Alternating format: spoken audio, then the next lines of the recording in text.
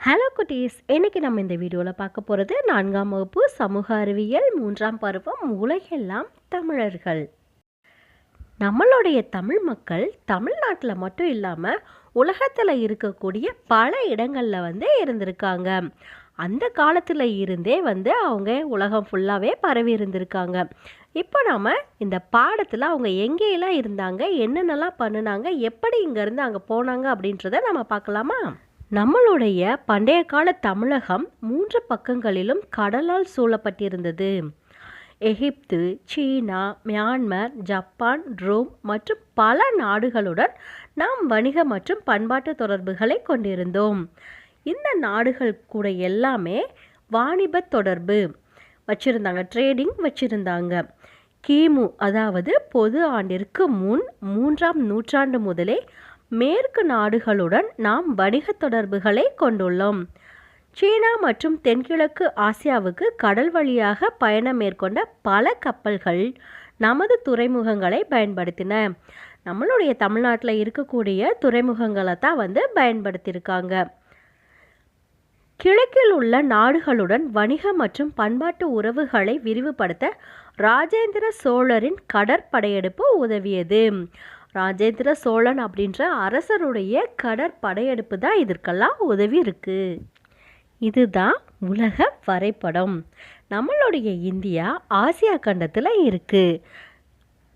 தமிழ்நாடு எந்தெந்த நாடுகளோட வாணிப தொடர்பு கொண்டிருக்கு அப்படின்றத நீங்கள் இந்த படத்தில் இருந்து தெரிஞ்சுக்கலாம். இலங்கை, நம்ம முதல்ல பார்க்க போகிற நாடு எது? இலங்கை. இலங்கை இந்தியாவுக்கு பக்கத்தில் இருக்கு. இலங்கையில் தமிழர்கள் பலர் வாழ்ந்து வருகின்றனர். இன்னமும் இலங்கையில் தமிழ் மக்கள் வாழ்ந்துக்கிட்டு தான் இருக்காங்க. அங்கு தமிழர்கள் 2 குழுக்களாக வாழ்கின்றனர். 2 குரூப்பாக பிரிஞ்சு வாழ்ந்துக்கிட்டு இருக்காங்க. முதல் குழுவில் இருக்கிறவங்க யாருன்னா இலங்கையில் வாழக்கூடிய தமிழர்கள். இவர்கள் இலங்கை தமிழர்கள் என்று அழைக்கப்படுகின்றனர். இலங்கையில் வாழக்கூடிய தமிழர்கள் இலங்கை தமிழர்கள் என்று அழைக்கப்படுகின்றனர். இன்னொரு குரூப்பில் யார் இருக்குது அப்படின்னா இந்தியாவிலிருந்து இலங்கைக்கு குடிபெயர்ந்த தமிழர்கள். நம்மளுடைய இந்திய நாட்டில் இருந்து இலங்கைக்கு போயிருப்பாங்கல்ல, மைக்ரேட் ஆகி, அவங்க தான் இன்னொரு குரூப்பு. இந்திய தமிழர்கள் என்று அழைக்கப்பட்ட இவர்கள் 19ஆம் நூற்றாண்டில் தேயிலை தோட்ட வேலைக்காக குடிபெயர்ந்தவர்கள் ஆவர். இவங்க 19ஆம் நூற்றாண்டில் தேயிலை தோட்ட வேலைக்காக அங்கே போயிருக்காங்க. இவங்க இந்திய மக்கள், ஆனால் இந்தியாவில் இருந்து இலங்கைக்கு போய் அவங்க வாழ்ந்துட்டுருக்காங்க. இலங்கையின் அலுவலக மொழிகளுள் ஒன்று தமிழாகும். இலங்கையில் இருக்கக்கூடிய அலுவலக மொழிகளில் ஒன்று எது? நம்மளுடைய தமிழ் மொழி. அங்குள்ள கோணேஸ்வரம் கோயில் 1000 தூண்களை கொண்டுள்ளது. அது ஆசியாவிலேயே புகழ்பெற்றதாகவும் மக்களால் அதிகம் பார்வையிடப்பட்ட கோயில்களில் ஒன்றாகவும் கருதப்படுகிறது. கோணேஸ்வரம் கோயில்னு ஒரு கோயில் இலங்கையில் இருக்கு. அது 1000 தூண்களை கொண்டிருக்கு. ஆசியா கண்டத்திலேயே ரொம்பவும் புகழ்பெற்ற கோயில் எது அப்படின்னா கோணேஸ்வரம் கோயில். இந்த கோவில் தான் இலங்கையில் இருக்கக்கூடிய கோணேஸ்வரம் கோயில். ஆசியா கண்டத்திலேயே ரொம்பவும் புகழ்பெற்ற கோவில் இந்த கோவில். இலங்கை ரூபாய், இதுதான் இலங்கையில் இருக்கக்கூடிய பணம். இதில் நம்மளுடைய தமிழ் மொழி இடம்பெற்றிருக்கு பாருங்க. இந்தியா, இலங்கை மற்றும் சிங்கப்பூர் ஆகிய 3 நாடுகளில் அலுவலக மொழிகளில் ஒன்றாக தமிழும் உள்ளது. மொத்தம் 3 நாடுகளில் தமிழ் அலுவலக மொழிகளில் ஒன்றாக இருக்குது. அது எந்தெந்த நாடு அப்படின்னா இந்தியா, இலங்கை மற்றும் சிங்கப்பூர், இந்த 3 நாடுகள்லையும். இப்போ நாம் பார்க்க போகிற நாடு எது? மலேசியா. தென்கிழக்கு ஆசியாவில் அமைந்துள்ள மலேசியா ஒரு தீபகற்பம். மலேசியா ஒரு தீபகற்பம். தமிழ்நாட்டிற்கும் மலேசியாவிற்கும் இடையிலான உறவுகள் 2000 ஆண்டுகளுக்கு முற்பட்டதாகும். 2000 வருஷத்துக்கு முன்னாடியே இந்தியாவும் மலேசியாவும் தொடர்பில் இருந்திருக்காங்க. பண்டைய காலங்களில் தமிழர்களின் கப்பல்கள் தற்போதைய மலேசிய மாநிலமான கெடாவை அடைந்தன. இப்போ இருக்கிற மலேசிய மாநிலத்தில் ஒன்று தான் எது? கெடா. அப்போது அந்த காலத்திலேயே 2000 வருஷத்துக்கு முன்னாடியே தமிழர்கள் கப்பல்கள் மூலமாக அங்கே போயிருக்காங்க. பல்லவர்கள் மற்றும் சோழர்களின் காலத்தில் மலேசியாவின் பண்பாடு மற்றும் அரசியலில் தமிழர்கள் மிகப்பெரிய தாக்கத்தை ஏற்படுத்தினர். பல்லவர்கள் மற்றும் சோழர்களுடைய காலத்திலேயே நாகப்பட்டினத்தில் இருந்து கெடாவுக்கு வழக்கமான போக்குவரத்து இருந்ததாக இட்சிங் என்ற சீன பயணியின் ஆவணம் தெரிவிக்கிறது. இட்சிங் அப்படின்ற ஒரு சீனாக்காரு, அவர் பல நாடுகளுக்கும் பயணம் செஞ்சு அங்கே நிறைய ஆவணங்களை ரெடி பண்ணியிருக்காரு. அவர் தான் நாகப்பட்டினத்தில் இருந்து கெடாவுக்கு வழக்கமான போக்குவரத்து இருந்ததா அவருடைய ஆவணத்தில் சொல்லியிருக்காரு. இது மூலமாக நம்மளுடைய இந்தியாவுக்கும் மலேசியாவுக்கும் தொடர்பு இருந்ததை நாம் தெரிஞ்சுக்கலாம். மலேய தீபகற்பத்தின் லிக்கோர் என்னும் இடத்தில் கிபி அதாவது பொது ஆண்டு 779 ஆண்டை சேர்ந்த ஒரு கல்வெட்டு கண்டுபிடிக்கப்பட்டுள்ளது. அக்கல்வெட்டு மலேய தீபகற்பத்துடன் தமிழ்நாடு கொண்டிருந்த வணிக உறவை குறிப்பிடுகிறது. லிக்கோர் அப்படின்ற ஒரு இடத்துல 779 ஆண்டை சேர்ந்த ஒரு கல்வெட்டை கண்டுபிடிச்சிருக்காங்க.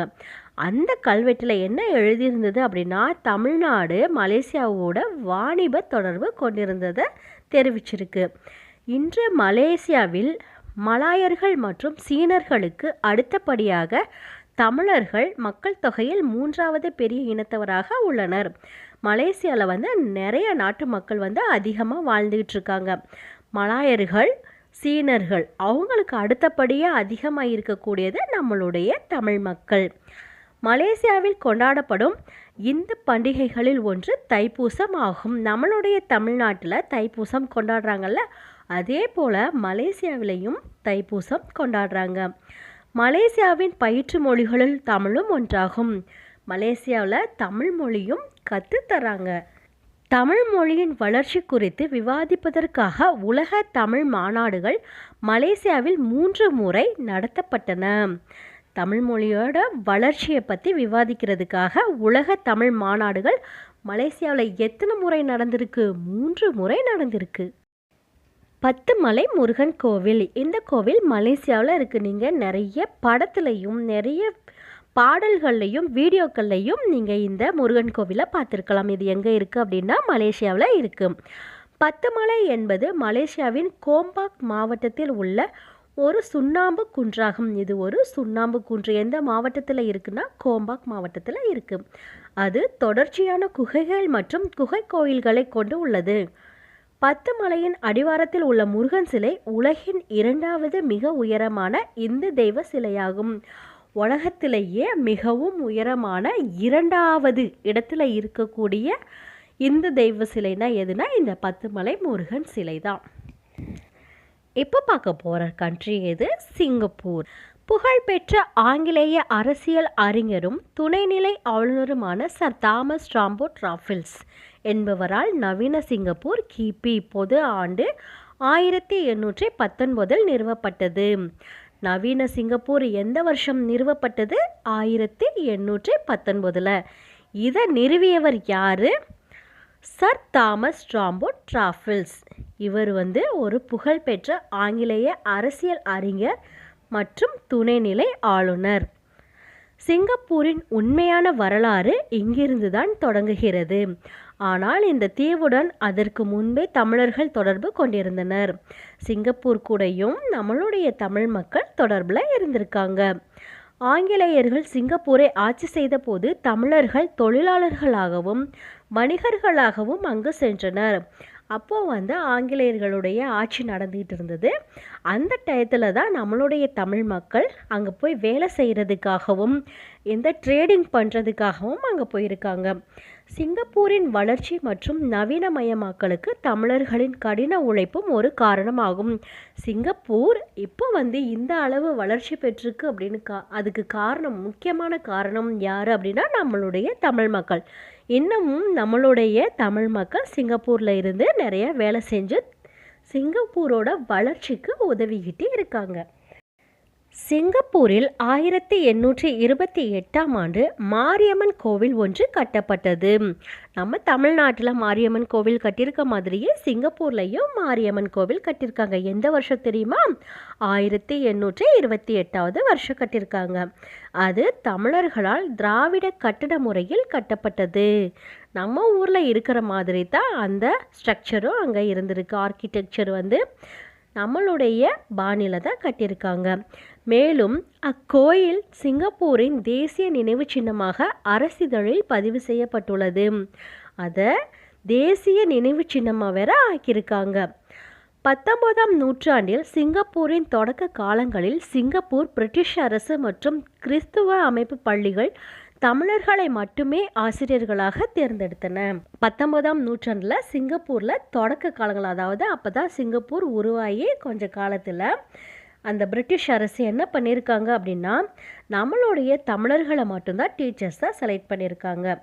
தற்போது அங்கு வாழும் தமிழ் சமூகத்தில் வழக்குரைஞர்கள், விரிவுரையாளர்கள், மருத்துவர்கள், பொறியாளர்கள், அரசு அதிகாரிகள் மற்றும் அரசியல்வாதிகள் ஆகியோர் உள்ளனர்.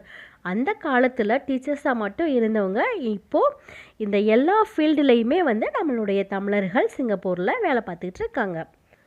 ஜொஹூர் பாலம், செம்பவாங் கப்பல் கட்டும் தளம், கல்லாங் விமான நிலையம் மற்றும் புனித ஆண்ட்ரூ கதீட்ரல் ஆகியன தமிழர்களின் கடின உழைப்பின் அடையாளங்கள் ஆகும்.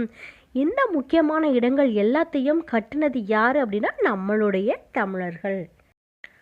பிஜி பிஜி என்பது தென் பசிபிக் பகுதியில் உள்ள எரிமலை தீவு கூட்டமாகும். 1903ஆம் ஆண்டு முதல் 1916ஆம் ஆண்டு வரையிலான இடைப்பட்ட காலத்தில் தமிழர்கள் தொழிலாளர்களாக பிஜி தீவுகளுக்கு ஆங்கிலேயர்களால் அனுப்பப்பட்டனர். அப்போ நம்மளுடைய இந்தியாவை ஆங்கிலேயர்கள் தான் ஆட்சி செஞ்சுட்டு இருந்தாங்க.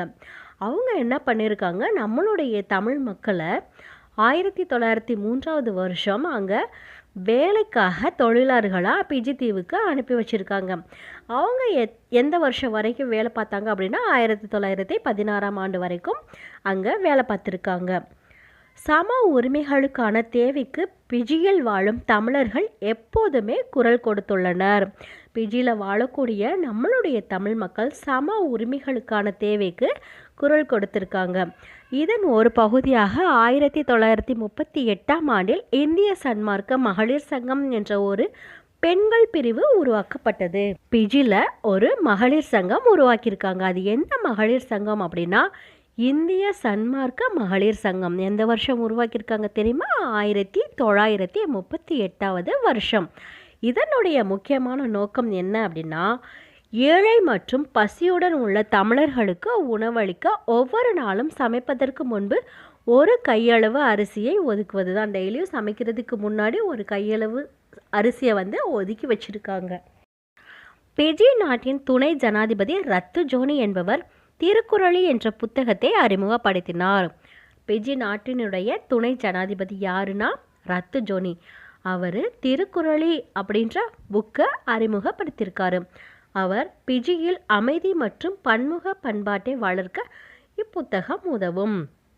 இந்த புத்தகம் எதற்கு உதவுது அப்படின்னா, பிஜியில் அமைதியும் மற்றும் பன்முக பண்பாட்டை வளர்க்கிறதுக்கும் இந்த புத்தகம், அதாவது திருக்குறளின்ற புத்தகம் உதவி இருக்கு. இது நமது பண்டைய தமிழ் நூலான திருக்குறளை தழுவிய பிஜி மொழியின் பதிப்பாகும். நம்மளுடைய திருக்குறளை பேஸ் பண்ணி தான் பிஜி மொழியில் அதை எழுதியிருக்காங்க. இந்த கோயிலான சிவசுப்பிரமணியர் கோயில் பிஜி நாட்டின் நண்டி என்னும் இடத்தில் அமைந்துள்ளது. நண்டி அப்படின்ற ஒரு இடத்துல சிவசுப்பிரமணியர் கோயில் அப்படின்னு நம்மளுடைய இந்து கோவில் அங்கே இருக்குது. மியான்மரோட இன்னொரு பேர் பர்மா. மியான்மர் நமது அண்டை நாடு ஆகும். மியான்மர் நம்மளுடைய பக்கத்து நாடு. அங்குள்ள பெரும்பாலான மக்கள் புத்த சமயத்தை பின்பற்றுகின்றனர். அங்கே புத்த சமயத்தை தான் எல்லாரும் பின்பற்றாங்க. தமிழகத்திற்கும் மியான்மருக்கும் இடையிலான பண்பாடு மற்றும் வணிக உறவுகள் பெரும்பாலும் கடல் வழியாகவே இருந்தன. கப்பல் மூலமாக தான் அவங்களுடைய வாணிப தொடர்பு இருந்தது. அனவர்தா மின்சா என்ற மன்னர் மியான்மரில் ஒரு பேரரசை நிறுவினார். அனவர்தா மின்சா அப்படின்ற ஒரு அரசர், அவர் தான் மியான்மரில் ஒரு பேரரசை உருவாக்கியிருக்காரு. அவர் மியான்மரோட தேசத்தந்தையாகவும் மிகவும் புகழ்பெற்ற மன்னர்களுள் ஒருவராகவும் கருதப்படுகிறார். நம்மளுடைய தேசத்தந்தை யாரு? மகாத்மா காந்தியடிகள். அதே போல் மியான்மரோட தேசத்தந்தை அனவர்தா மின்சா. இவரோட பையன் யாருன்னா மன்னர் கியான்சித்தா. தமிழகத்தின் சோழ பேரரசுடன் நல்லுறவை கொண்டிருந்தார். சோழ பேரரசு கூட இவங்க ரிலேஷன்ஷிப்பை வச்சுருந்துருக்காங்க. மியான்மரில் உள்ள பாகாங் என்ற நகரத்தில் கிபி 13ஆம் நூற்றாண்டை சேர்ந்த ஒரு கல்வெட்டில் தமிழ் மொழி இடம்பெற்றுள்ளது. எந்த வருஷம்? கிபி 13ஆம் நூற்றாண்டில். அக்கல்வெட்டில் சேர நாட்டை சேர்ந்த குலசேகர நம்பி என்ற வணிகர் மியான்மரில் உள்ள திருமால் கோயிலுக்கு நன்கொடை வழங்கினார் என்று குறிப்பிடப்பட்டுள்ளது. மியான்மரில் இருக்கக்கூடிய ஒரு நகரம், அந்த நகரத்தோட பேர் என்ன? பாகாங். அங்கே கிபி 13ஆம் நூற்றாண்டை சேர்ந்த கல்வெட்டில் சேர நாட்டை சேர்ந்த குலசேகர நம்பி அப்படின்ற வணிகர் அங்கே திருமால் கோவிலுக்கு நன்கொடை கொடுத்திருக்காரு அப்படின்றது தான் அந்த கல்வெட்டில் குறிப்பிட்டிருக்காங்க.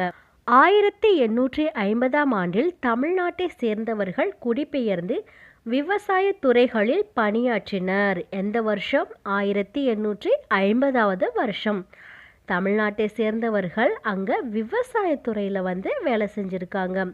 அந்நாட்டில் இந்தியர்களுக்கும் பர்மியர்களுக்கும் இடையே நடைபெற்ற சண்டைகள் கலவரங்களுக்கு வழிவகுத்தன. அங்கே இந்தியர்களுக்கும் பர்மாக்காரங்களுக்கும் சண்டை ஆரம்பிச்சிருச்சு. அங்கே சண்டை நடந்தனால என்னாச்சு? மியான்மரில் இருக்கக்கூடிய நம்மளுடைய தமிழர்கள் நிறைய பேர் அந்த நாட்டை விட்டு வெளியில் போக வேண்டிய கட்டாயம் ஆயிடுச்சு. அங்கேயே சண்டை போட்டுட்டு அங்கேயே அவங்க நாட்டுக்காரங்க அவங்க இருக்க விடுவாங்களா, அதனால நிறைய தமிழர்கள் அந்த நாட்டை விட்டு வெளியேறிட்டாங்க. மியான்மரில் இந்து கடவுள்களான மாரியம்மன், முருகன் மற்றும் திருமால் போன்றவர்களின் கோயில்கள் இருக்கின்றன. அங்கே இந்து கடவுளான மாரியம்மன், முருகன் அப்புறம் திருமால் இந்த கடவுள்களுக்கு கோயில்லாம் இருக்குது. ஆனந்தா கோயில் மியான்மரில் உள்ள புகழ்பெற்ற கோயிலாகும். அங்கே ரொம்பவும் புகழ்பெற்ற கோயில் எதுனா ஆனந்தா கோயில். இந்த கோயிலின் கோபுரம் திராவிட கட்டட முறையில் கட்டப்பட்டுள்ளது. வட இந்திய கட்டடக்கலை முறையில் கோபுரத்தின் மேற்பகுதி கட்டப்பட்டுள்ளது. அது கட்டட முறை எதில் கட்டப்பட்டிருக்குன்னா திராவிட கட்டட முறையில் கட்டியிருக்காங்க. வட இந்திய கட்டடக்கலை முறையில் கோபுரத்தோட மேற்பகுதியை கட்டியிருக்காங்க. முதல்ல இருக்கிறது தான் ஆனந்தா கோவில். இரண்டாவது படம் அந்த கோவிலோட மேற்பகுதி, அதாவது கோபுரத்தின் மேற்பகுதி. இது வட இந்திய கட்டடக்கலை முறையில் கட்டியிருக்காங்க. மொரீஷியஸ். தொடக்க காலங்களில் மொரீசியஸின் வளர்ச்சிக்கு போராடிய முதல் நாடு பிரான்ஸ் ஆகும். ஆரம்ப காலத்தில் மொரீசியஸோட வளர்ச்சிக்கு போராடிய ஃபர்ஸ்ட் நாடு எதுனா பிரான்ஸு. இந்தியர்கள் திறமையான தொழிலாளர்களாக இருந்ததால் அவர்களை பிரெஞ்சுக்காரர்கள் கிபி 1729ஆம் ஆண்டில் இந்த தீவுக்கு அழைத்து வந்தனர். நம்மளுடைய தமிழ் மக்கள், அதாவது நம்மளுடைய இந்தியர்கள் ரொம்பவும் திறமையானவர்களாக இருந்திருக்காங்க. அதனால் இந்த பிரெஞ்சுக்காரர்கள் என்ன பண்ணியிருக்காங்கன்னா நம்மளுடைய இந்திய மக்களை இந்த தீவுக்கு கூட்டிகிட்டு போயிருக்காங்க அங்கே வேலை செய்கிறதுக்காக. புதுச்சேரி மற்றும் அதனை சுற்றியுள்ள பகுதிகளிலிருந்து தமிழர்கள் பலர் கிபி 1731ஆம் ஆண்டு முதல் அழைத்து வரப்பட்டனர். புதுச்சேரி எங்கே இருக்குது? நம்ம தமிழ்நாட்டு பக்கத்தில் இருக்குது. அந்த பகுதியிலையும் அதை சுற்றியுள்ள பகுதியிலிருந்தும் நம்மளுடைய தமிழர்கள் 1731ஆம் ஆண்டில் இருந்து மொரீஷியஸுக்கு கூட்டிகிட்டு வந்திருக்காங்க. பொதுவாக இங்கு வாழ்ந்த அடிமைகள் சாதாரண தொழிலாளர்களாகவே இருந்தனர். ஆனால் தமிழர்கள் திறமையான தொழிலாளர்கள் மற்றும் கைவினைஞர்களாக அங்கு சென்றனர். அங்கே அடிமைகளைத்தான் எல்லா வேலையும் செய்ய வச்சுருக்காங்க. அவங்க சாதாரணமாக தான் இருந்திருக்காங்க. அப்படி ஒன்றும் அவங்க டேலண்டடான ஆளெல்லாம் கிடையாது. ஆனால் நம்மளுடைய தமிழர்கள் ரொம்பவும் திறமையான தொழிலாளர்களாகவும் கைவினைஞர்களாகவும் அங்கே போயிருக்காங்க. தமிழர்கள் இத்தீவை வாழ்வதற்கு ஏற்றதாக மாற்றுவதற்கும் பல கட்டடங்களை கட்டுவதற்கும் பிரெஞ்சுக்காரர்களுக்கு உதவினர். நம்மளுடைய தமிழர்கள் இந்த தீவை வாழக்கூடிய இடமா மாற்றுறதுக்கும் பல கட்டடங்களை கட்டுறதுக்கும் இவங்க பிரெஞ்சுக்காரர்களுக்கு உதவியிருக்காங்க. 1810ஆம் ஆண்டில் மொரீஷியஸ் ஆங்கிலேயர்களால் கைப்பற்றப்பட்டது. ஆங்கிலேயர்கள் மொரீஷியஸை எந்த வருஷம் கைப்பற்றியிருக்காங்க? 1810ஆவது வருஷம். மேலும் அவர்கள் அத்தீவுக்கு அதிகமான இந்தியர்களை அழைத்து வந்தனர். இப்போது தமிழர்கள் மொத்த மக்கள் தொகையில் 10 விழுக்காடு உள்ளனர். அங்கே இந்தியர்களை அழைச்சிட்டு போயிருக்காங்க அந்த தீவுக்கு. இப்போ தமிழர்கள் மட்டும் அதில் 10% அங்கே இருக்காங்க. அஞ்சல் அருங்காட்சியகம் 19ஆம் நூற்றாண்டின் அழகிய கற்கட்டடம் ஆகும்.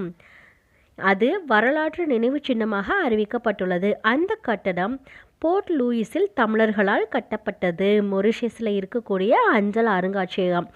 இது தமிழர்களால் கட்டப்பட்ட ஒரு கட்டிடம். எங்கே இருக்குது அப்படின்னா போர்ட் லூயிஸில் இருக்குது. இது எங்கே இருக்குது? மொரிஷியஸில் இருக்குது. இது மொரிஷியஸில் இருக்கக்கூடிய பணம். இங்கே நம்மளுடைய தமிழ் மொழி இடம்பெற்றிருக்கு பாருங்கள். இது எவ்வளோ ரூபாய்? 500 ரூபாய். ரீயூனியன். மொரிஷியஸ் அருகில் உள்ள ரீயூனியன் என்பது இந்திய பெருங்கடலில் அமைந்துள்ள ஒரு தீவு ஆகும். தீவுனா என்ன அப்படின்னா, நடுவில் அந்த ஊர் இருக்கும், அந்த நாடு இருக்கும், அதை சுற்றிலும் தண்ணி தான் இருக்கும். இப்போ இலங்கை ஒரு தீவு, அது மாதிரி ரீயூனியனும் ஒரு தீவு, சுற்றிலும் கடல் தான் இருக்கும். இது எங்கே இருக்குது அப்படின்னா இந்திய பெருங்கடலில் இருக்குது. இது பிரெஞ்சு வெளியுறவுத்துறையின் ஒரு அங்கமாகும். பிரெஞ்சு வெளியுறவுத்துறையின் ஒரு அங்கம் எது அப்படின்னா ரீயூனியன். பிரெஞ்சுக்காரர்கள் புதுச்சேரி மற்றும் காரைக்கால் பகுதிகளில் இருந்து தமிழர்களை இத்தீவுக்கு அழைத்து வந்தனர். நம்மளுடைய தமிழ் மக்களை புதுச்சேரி மற்றும் காரைக்கால் பகுதிகளிலிருந்து இந்த பிரெஞ்சுக்காரர்கள் இங்கே கூட்டிகிட்டு வந்திருக்காங்க. தொடக்க காலங்களில் தமிழர்கள் தேயிலை மற்றும் கரும்பு தோட்டங்களில் வேலை செய்தனர். ஆரம்பத்தில் அவங்க தேயிலை தோட்டம், கரும்பு தோட்டம் இங்கே தான் வேலை செஞ்சுருக்காங்க. இந்த தீவின் மொத்த மக்கள் தொகையில் 1/4 மேல் தமிழர்கள் இருந்தனர். 4ல் 1 பகுதி நம்மளுடைய தமிழ் மக்கள் தான் அங்கே இருந்திருக்காங்க. அங்கு சாதி மற்றும் சமயம் சார்ந்த வேறுபாடுகள் தமிழர்களிடையே இல்லை. இந்த ரீயூனியனில் நம்மளுடைய தமிழர்கள் சாதி சமயத்தை வச்சு பிரிஞ்சு இல்லை, எல்லாருமே ஒற்றுமையாக தான் இருந்திருக்காங்க. இன்றும் பல தமிழர்கள் வேளாண் துறையில் ஈடுபடுகின்றனர். படித்த தமிழர்கள் அரசு மற்றும் தனியார் அலுவலகங்களில் உயர் பதவிகள் வகிக்கின்றனர். இன்னமும் இந்த ரீயூனியன் பிரதேசத்தில் நம்மளுடைய தமிழர்கள் விவசாயத்துறையில் இருக்காங்க. ஆனால் படித்தவங்க அரசு மற்றும் தனியார் அலுவலகங்களை பெரிய பெரிய பதவியிலெல்லாம் வேலை பார்த்துட்டு இருக்காங்க. இத்தீவில் தமிழையும் அதன் பண்பாட்டையும் கற்க தமிழர்கள் மிகவும் ஆர்வமாக உள்ளனர். அங்கே தமிழையும் அதனுடைய பண்பாட்டையும் கற்றுக்கிறதுக்காக மிகவும் இன்ட்ரெஸ்டடாக இருக்காங்க. கற்பனை கெட்டாத அங்கோர் வாட் மிகவும் புகழ்பெற்ற மலைக்கோயில்களில் ஒன்றாக திகழ்கிறது.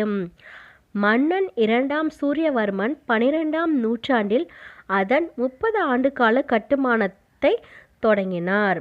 அங்கே அங்கோர் வாட் அப்படின்ற ஒரு புகழ்பெற்ற மலைக்கோயில் இருக்குது. அது யாரால் கட்டப்பட்டதுன்னா மன்னன் 2ஆம் சூரியவர்மனால் 12ஆம் நூற்றாண்டில் கட்டப்பட்டிருக்கு. இந்த அங்கோர் வாட் கோவிலை கட்டுறதுக்கு எவ்வளோ நாள் ஆச்சு தெரியுமா? 30 வருஷம் ஆயிருக்கு. 30 வருஷமாக இந்த கோவிலை கட்டியிருக்காங்க. இந்த படத்தில் இருக்குல்ல, இதுதான் அங்கோர் வாட் கோவில். இது எங்கே இருக்குன்னா கம்போடியாவில் இருக்குது.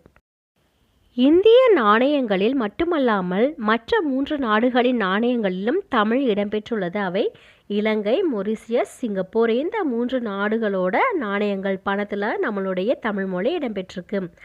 கனடாவில் தமிழ் பாரம்பரிய மாதம் அக்டோபர் 5, 2016ஆம் ஆண்டில் ஜனவரி மாதத்தை தமிழ் பாரம்பரிய மாதமாக கனடா அரசு அறிவித்தது. இது தமிழ் கனடியர்கள் கனடிய சங்கத்திற்கு செய்த பங்களிப்புக்கான அங்கீகாரமாக அமைந்தது. எந்த வருஷத்துல இருந்துன்னா 2016ஆவது வருஷம் அக்டோபர் 5ஆம் தேதியிலிருந்து ஜனவரி மாதத்தை தமிழ் பாரம்பரிய மாதமாக கனடாவில் கொண்டாடிட்டு இருக்காங்க. முடிவுரை. பண்டைய காலங்களில் தமிழர்கள் வணிகர்களாகவும் போர் வீரர்களாகவும் பல நாடுகளுக்கு கடல் வழியாக பயணம் மேற்கொண்டனர். தமிழர்களின் கடின உழைப்பே அவர்களின் வாழ்க்கை தரத்தை உயர்த்தியது. ஒரு தமிழர் என்பதில் வெளிநாடு வாழ் தமிழர்கள் எப்போதுமே பெருமிதம் கொள்கின்றனர். பண்டைய காலங்களில் தமிழர்கள் இந்த ட்ரேடிங்காகவும் போர் வீரர்களாகவும் பல நாடுகளுக்கு கடல் வழியாகத்தான் போயிருக்காங்க.